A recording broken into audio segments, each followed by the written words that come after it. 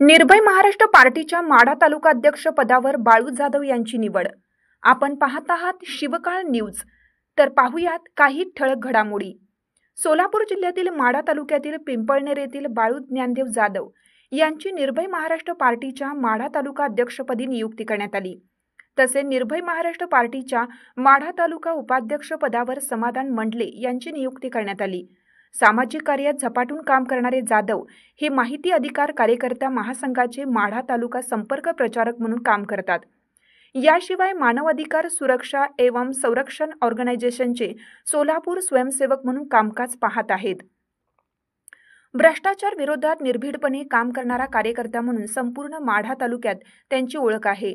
प्रचंड असा जनसंपर्क असलेले बाळू जाधव हे अन्याय, अत्याचार, भ्रष्टाचार, माहिती अधिकाराच्या माध्यमातून जनसेवा करणारे बहुआयामी व्यक्तिमत्व आहेत।